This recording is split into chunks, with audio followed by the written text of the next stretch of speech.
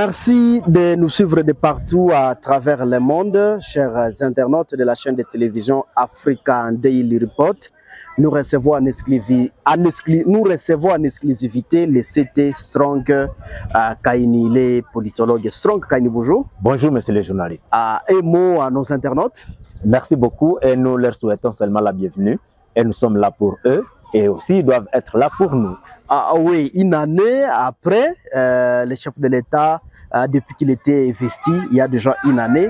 Et comment vous évaluez une année du président Félix Tshisekedi? Ok, merci beaucoup. Tout justement, ça vaut la peine de parler de cette question parce que vous savez que déjà ça fait au moins 366 jours parce que cette année c'était une année bissextile qui contenait effectivement 366 jours. Nous remercions d'abord l'Éternel parce qu'il nous a fait grâce d'avoir toutes les institutions de cette République démocratique du Congo. Le président de la République est là. Nous avons aussi le gouvernement. Nous avons un parlement aussi qui est là. Nous avons aussi les cours et tribunaux. C'est une grâce que nous avons. Et nous disons merci aussi au chef de l'État parce qu'il est en train quand même de s'y maintenir, son gouvernement, mais aussi essayer de représenter la République démocratique du Congo. Et ça fait une année depuis qu'il a été investi. Voilà.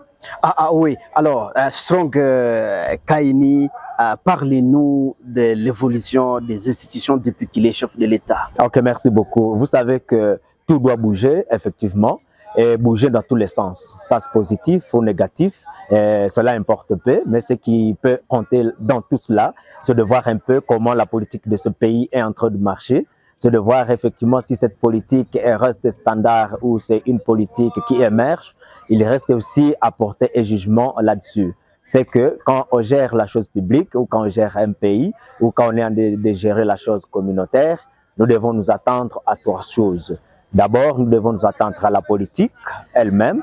Nous devons nous attendre à des stratégies et aussi ensuite maintenant présenter l'ambivalence, c'est-à-dire un jugement de valeur par rapport à ce que la population ou le peuple a constaté.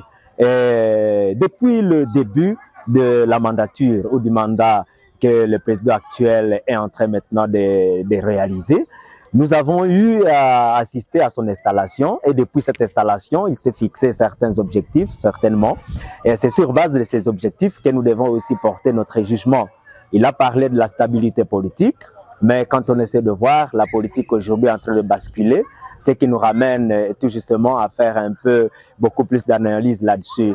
Est-ce que ce qu'il a promis est en train de se réaliser ou ce qu'il a promis reste encore une lettre morte? Parce que vous savez que quand on est déjà un officiel, c'est-à-dire un homme politique, on devient comme une lettre qui doit être lue et par les lettrés, et voire même par des illettrés. C'est-à-dire que le chef de l'État aujourd'hui, il est en train d'être lu par tout le monde. Et sa lecture doit se baser sur certains rayons, son mode de gestion, sa politique, sa diplomatie, son économie, sa justice, son social, et donc voir un peu beaucoup plus tous ces aspects-là, si effectivement sont en train d'être réalisés au prorata de promesses qu'il avait effectuées en faveur de la population. Néanmoins, ce qui nous reste encore une fois comme point de débat ou nœud de débat dans sa gestion qu'il a dû effectuer pendant les 366 jours, c'est la question de l'insécurité. Aujourd'hui, l'Est de la République démocratique du Congo reste vraiment une partie arrogante où à tout prix nous devons nous attendre à toutes sortes de surprises, d'autant plus que depuis une année, nous sommes en train de vivre toujours la guerre et la guerre qui est en train juste de basculer et d'aller toujours à notre défaveur. Ce qui nous fait craindre effectivement pour ce qui est de l'efficacité et ce qui est de la réalisation de la pacification dans notre pays, comme le président de la République l'avait dit. Et donc, ça reste encore une question vraiment de l'air, une question qui défraie la chronique, une question qui déchire aussi les différentes populations dans plusieurs milieux. Vous allez vous retrouver aujourd'hui que c'est seulement les trois villes de la province du Nord Kivu qui restent aujourd'hui très bouillantes et connaissent effectivement un grand engouement de la population qui nous viennent des périphéries. Alors que ce sont les périphéries qui étaient comme un poumon pour nourrir et pour approvisionner ces grandes villes de la province du Nord Kivu, Goma, Beni, Butembo. Aujourd'hui, des villes asphyxiées et qui restent vraiment dans un goulot d'étranglement et qui ne savent plus justement comment il faut encore espérer et vivre et à qui il faut continuer toujours à crier. Ça, c'est vraiment un élément très important qui doit nous intéresser tous. Et vu tout ce qui se passe, l'afflux même des déplacés dans nos territoires, vous allez constater qu'aujourd'hui, nous semblons vivre une situation irrégulière. C'est une situation qu'on n'a pas vécue depuis très longtemps, où on était en train justement de suivre de loin peut-être ce bruit de bottes, ces guerres, mais aujourd'hui ce sont des bruits et des guerres qui déchirent même certains centres, voire certains villages, certaines villes, et même voir certaines agglomérations qui sont proches de différentes villes, ce qui plonge et déverse un grand afflux de déplacés dans des zones qui semblent rester toujours un peu en sécurité. Et donc, pour ce qui est de la quiétude et même de la vie dans la stabilité de la population, c'est vraiment une question qui reste encore à redéfinir. Pour dire qu'il y a l'instabilité sociale, il y a aussi l'instabilité démographique dans cette mandature du président de la République déjà de cette première année. Allez un peu plus loin, vous allez constater que aussi le social aujourd'hui reste encore arrogante.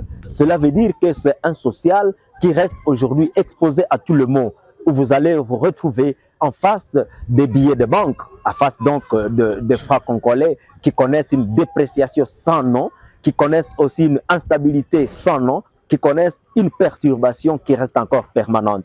Ce qui fait à ce que même la population ne sait plus vivre. Vous avez des francs congolais, vous n'avez plus vraiment un peu de souplesse, ou vous n'avez plus même de temps de pouvoir un peu user de ces francs congolais de la manière que c'était auparavant. Pour dire que aujourd'hui, l'économie même de ce pays reste encore une fois dans une ouverture de débat. Sans parler aussi de certains produits qui étaient vraiment beaucoup plus remarquables dans la région. Le cacao, le quinquina, nous avons aussi le café qui aujourd'hui frappé déjà de loin par une sorte d'embargo, et cela crée maintenant une perturbation dans la vie sociale des populations. Sans oublier parler aussi de ce que nous appelons l'état psychologique de cette population. Aujourd'hui, la population semble ne plus avoir confiance aux gouvernants actuels, parce que au-delà même des différents déplacements du chef de l'État, au-delà de la hausse même des primes ou des salaires de ceux qui sont dans des institutions, donc nous avons actuellement des institutions qui sont budgétivores. Au-delà de tout cela, la population se trouve un peu délaissée, parce que le président de la République, depuis qu'il a lancé un appel par rapport à la légitime défense, ou à ce que nous pouvons justement appeler un peu la défense populaire, cela dénote et fait vivre actuellement une sorte de délaissement de la part de l'État à la population, et c'est la population qui semble aujourd'hui prendre le devant dans la résistance contre les éléments d'agression aujourd'hui qui sont sur notre territoire de la République démocratique du Congo. Si aujourd'hui on peut faire un peu la ronde sur les zones, dans des zones qui sont aujourd'hui écumées par les groupes armés ou même par les éléments d'agression, les Ougandais ou le Rwandais, vous allez constater que c'est la population qui est toujours à l'avant-plan, et c'est la population qui prend un peu plus de courage et de grande résistance. Et cette population aujourd'hui est qualifiée maintenant d'une population qu'on appelle résistant patriote ou les Wazalendo aux temps actuels. Sans toutes sortes d'appuis, mais qui se recherchent et qui essaient de faire le mieux, mais sans appui, ils ne font rien. Ils peuvent faire quelque chose, mais avec un temps bien limité. Ils peuvent aussi essayer de fournir assez d'efforts, mais avec aussi des moyens bien limités. Et ce qui fait qu'aujourd'hui, la guerre semble perdurer et même le territoire semble tomber aussi dans les mains de l'ennemi. Et cela donc ne rassure pas la population que derrière elle, il y a quand même un gouvernement sensible et responsable qui puisse amener aussi les éléments d'agression à être dissuadés ou nous ramener un peu de la confiance. Ce qui fait qu'aujourd'hui donc, la République démocratique du Congo traverse déjà une année de désastre, de malheurs et beaucoup plus une année de péril, mais aussi de désespoir. Voilà un peu ce que nous pouvons dire de toute cette ronde et de toute cette situation. Voilà, merci. Oui, en tout cas, M. Strong, nous vous disons sincèrement merci. C'est nous qui vous remercions, monsieur le journaliste.